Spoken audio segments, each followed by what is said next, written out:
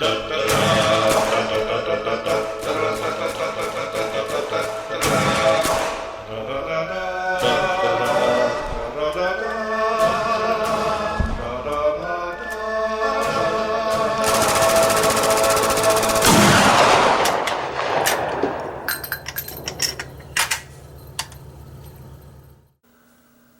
it's rare that I get to handle something like this. This does not belong to me. But it is a 1936 Mauser Luger in its original finish. And it's a captured pistol brought back from World War II. This was inherited by a friend of mine at work. And I know who brought it home. Protect my friend's anonymity, I'll just say the person that brought it home was a woman in the Army Nurse Corps. And at one point anyway, during World War II, she did serve in the European theater in France, I believe. I don't know how she acquired it. Obviously, she probably didn't capture it off somebody herself.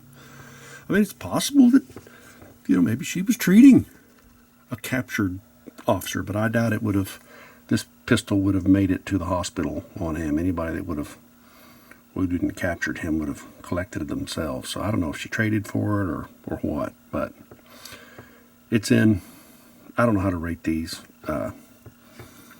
Some collectors, oh yeah, it's 95, 98%. It's over 90% original finish. Got a little bit of wear on the side of the muzzle, and a couple little high spot wear. A lot of the most of the strawing still intact. To my understanding, 1936 was the last year that Mauser still used the old slow rust bluing technique of finishing, and the fire blued parts like this toggle pin, which you'll see. I was so enamored with it at work when he brought it in to show it to me. I think he had just recently inherited it. But I was so enamored with it that I eventually asked if he'd let me take this home. I had advised him, when we took it apart, it had little tiny bits of rust here and there. I showed him how to field strip it and then advised him that he needed to take it home and oil it. Well, what amazes me is that it survived so long without picking up a lot of rust, because it was stored when he got it. It had been stored in this brown leather flap holster, which I've identified as a French. I think it was for their 1892 ordnance revolver. It's also in really good condition. It's worth quite a bit just as it sits. But typically you don't like to store a blued pistol, particularly any handgun. You don't like to store in a leather holster because the tannic acids in the leather can cause it to rust. But it survived. There's really no external rust. So I advised him to oil it up and not store it in that holster anymore. And he isn't. But he brought it back in, said I could bring it home, and I told him I would give it a more detailed tear down, and if I encountered any internal rust, we'd go ahead and kill that, because we want to preserve this. This is a fine collectible, and quite valuable these days. So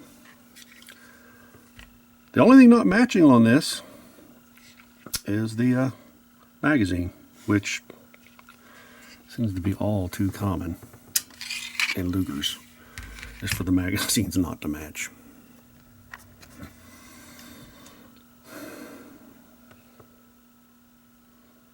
Still appropriate for the era. I have owned several Lugers in my lifetime. The nicest one I had, which I thought was quite valuable at the time, wasn't nearly as nice as this is. The only one I've got remaining is this Vopo Luger, if you know anything about them. These are the ones that the Russians captured and force matched everything, dip blued them, issued them to the Volkspolizei, so they call them Vopo Lugers. This, incidentally, is also a 1936 Mauser. At least the cannon is. You never can tell on these things, these Vopos, where all the parts originated from. This was all force matched to serial number 15. The original serial number on the front was completely ground off and force matched, so, and I can't even tell what the letter suffix is. So it seems odd to me that this would be like, I don't know how many serial number ranges there were in Vopo Lugers, or how much the serial number mattered. I can't believe this was the 15th assembled Vopo Luger. But anyway, this is the only one I have left, and it's to me a good shooter Luger. All of these have been increasing in value over the years. So anyway, we'll go ahead and break this down.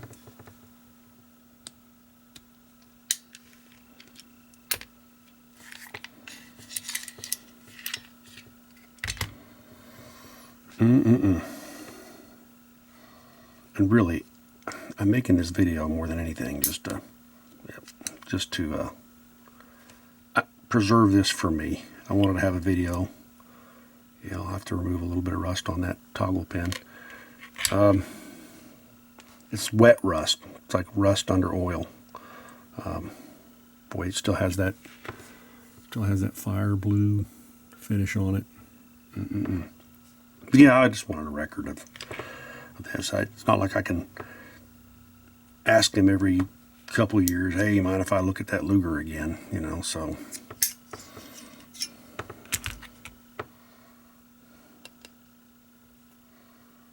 Well, he did do a little bit of work. That's good. He's done a little bit of internal scrubbing.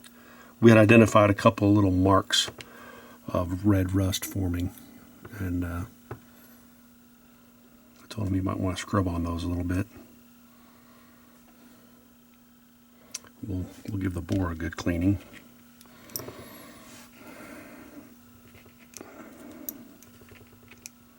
Well, I've usually never had to use a screwdriver on this. There we go.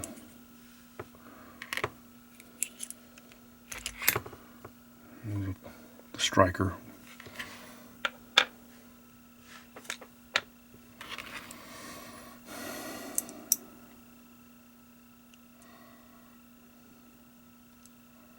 Now, I am not punching the extractor pin out or trying to knock this toggle pin out or any other toggle pins. We'll just oil those up real well.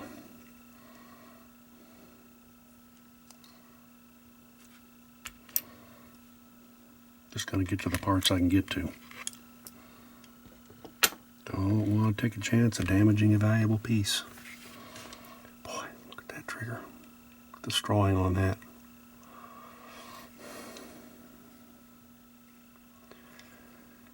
Now we got to get these grips off to look up under them, but we got to be careful.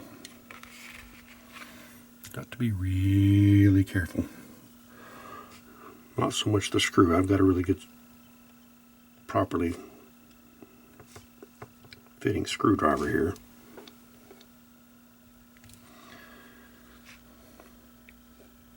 But those original Luger grips. First of all, these are really nice condition. Not too dark, not too oil stained. The right grip panel is usually okay, but the left one, right around the safety notch, you'll see a lot of them crack right through here. We don't want to crack his grips. But we need to see if there's any rust up under here. And it'll allow us to take a good look inside the magazine tunnel that we couldn't really see very well otherwise.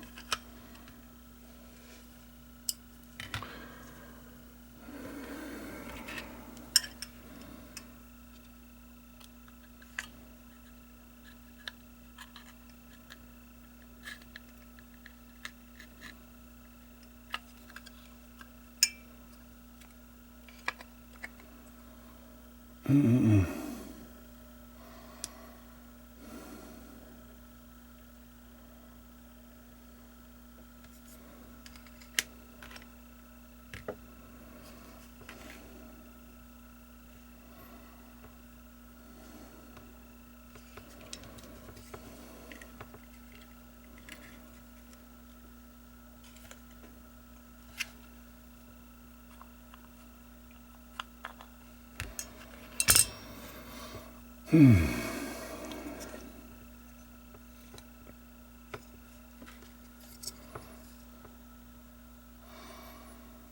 don't know if they ever numbered their grips. 90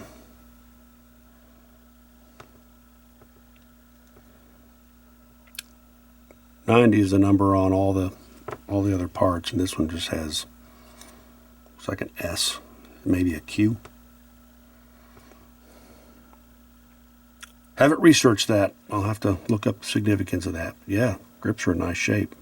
And we got this out without cracking this part. See how easy that part is to damage. I'll set those aside. Yeah, it's pretty dry on the inside, so we'll give it a good scrubbing. But I don't see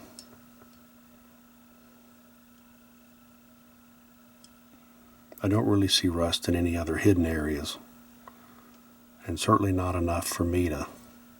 I mean, if this were my own, I would probably risk. You've seen me take my own valuable firearms and strip them completely down and risk damaging them in the process, but this isn't my firearm.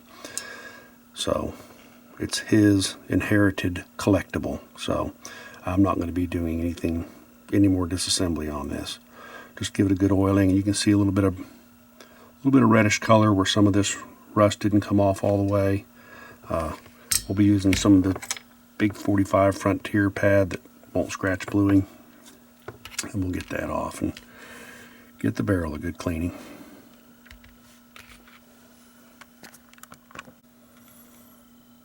Well, this is the bore, dry. I thought it had a good bit of pitting in it, but that turned out to be just about all that was some fouling in the bore. I'm going to oil it up now. I'm getting ready to reassemble this. The interior,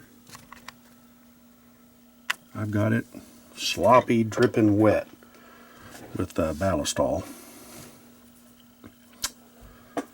I don't want anything else to rust inside. Now, I didn't find much rust inside at all.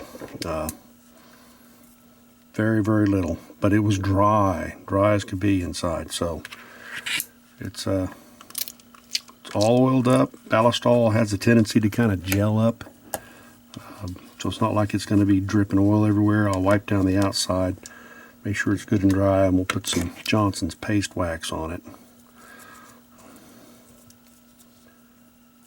Do a better job of protecting it, I think, if he's going to get out and look at it, rather than just we're trying to rely on oil on the outside. And I'll leave the bore rather oily. I just have to let him know if he wants to shoot it. He should at least dry out the bore and chamber first.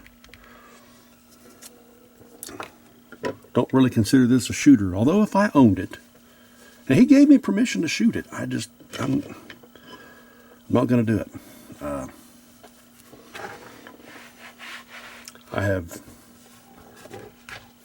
I don't think I've ever broken another man's firearm before, but I've certainly been on the range when it's happened to other people. They weren't doing anything wrong. It just had a weakness. Part was old, wore out, it let go. And everyone was assured that there were no hard feelings, but the guy felt horrible. Felt like he was somehow responsible, even though he was actually just the unlucky guy that happened to be shooting it when the muzzle brake broke off or something. But this is a all matching pistol. I was even a little nervous taking it apart. All matching pistol.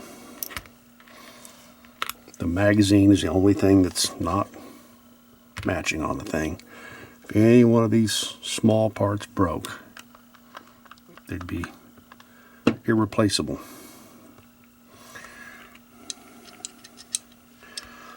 With the strawing and the fire blue. I mean, even little pins. I didn't take out the safety because you got to drift a pin out, and there's no way I was going to be knocking pins out. Same with the toggle. Like there's a pin right here that you have to drift out. But all the pins are fire blued and still retain all their, niter blued really. We call it colloquially fire blued sometimes. Niter blued. beautiful. And they may not have even used niter, but my favorite way of doing that is to dip the part in molten niter salts, and it gets them just the right temper, but it leaves them that beautiful color, just like your trigger bar spring there is that beautiful, beautiful niter blue. I didn't take this out. I noticed it was dry inside. I could see that much. It's sopping wet with oil. I didn't see any rust that I could see, but I wasn't going to pry this flat spring out and risk breaking it. Same with this flat spring here. That is your spring for your magazine release. Not going to risk breaking that. You got another spring that you can risk breaking if you try to take the toggle catch, the hold open catch out, and not taking a chance. But with this thing sopping wet on the inside, I'm confident that it's not gonna deteriorate anymore. He may want to sell this one day. He may get in a bind and have to sell. If he does, hey, I can say, check out this video. This will give you a better idea of what kind of condition it's in.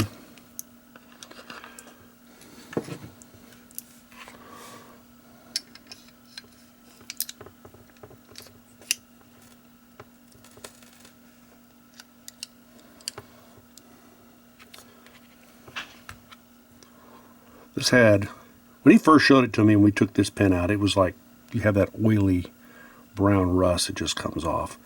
And don't want to be real aggressive with it, number one, because you want it to be a good snug fit in there.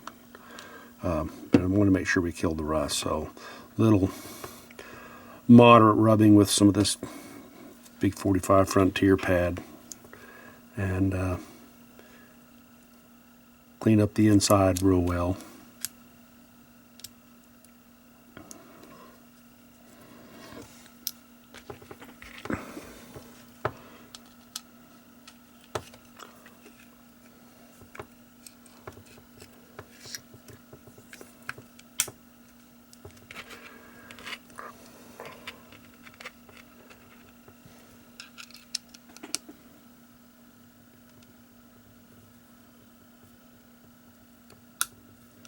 Boy, it's nice and snug, I tell you what.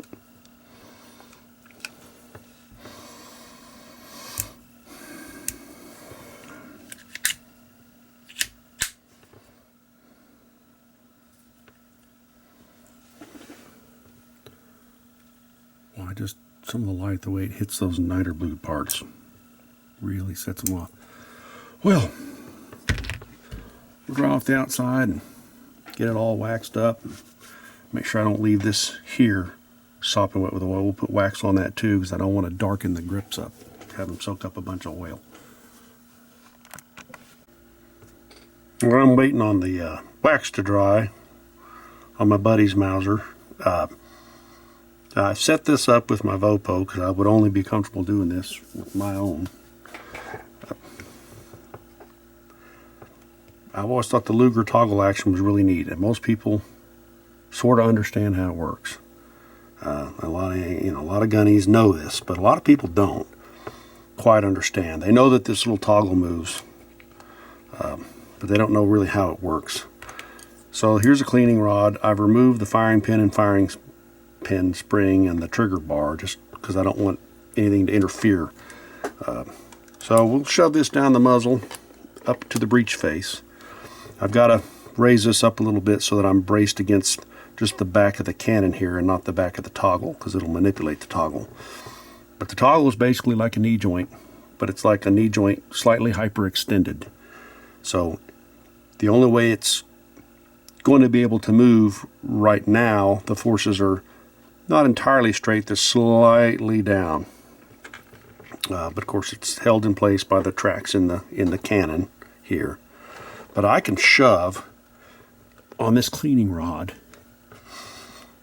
pretty much as hard as I want, and it's not going anywhere. That breech is locked in place. All I have to do to unlock that breech is just break this knee joint just a little bit. I'll just tip that up just a little bit and it goes.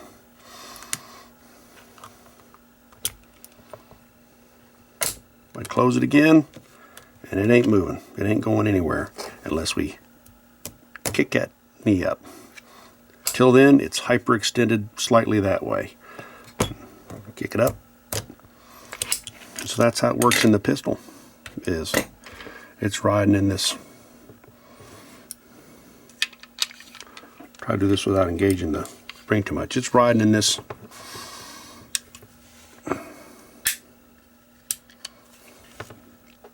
As it's riding like this, round goes off, it's pushing against that breech face, and it's staying locked. It's staying locked until the whole assembly gets back far enough, and that little toggle, that little toggle knob hits that ramp, it ramps it up, and when it ramps it up, it breaks that knee joint. You can see it kind of break up there, and once it's broken, now this is going to be moving independently.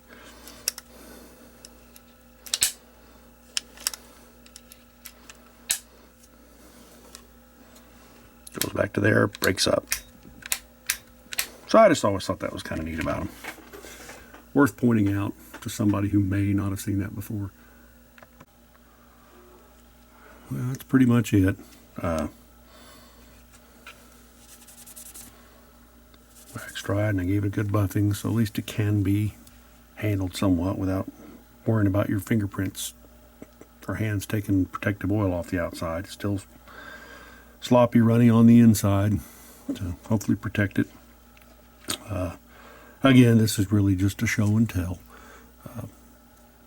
Have I seen nicer Lugers? Yes, I have. They've either been behind glass at a museum or on a gun show table, and I don't handle them at the gun show because I have neither the means nor the intent to purchase them. And if you don't have either the means or the intent to purchase them, then you keep your grubby little hands off their merchandise. It's not a museum or a petting zoo. But anyway, nice little show and tell, and very grateful to my coworker for giving me the opportunity to paw all over this thing for a few hours.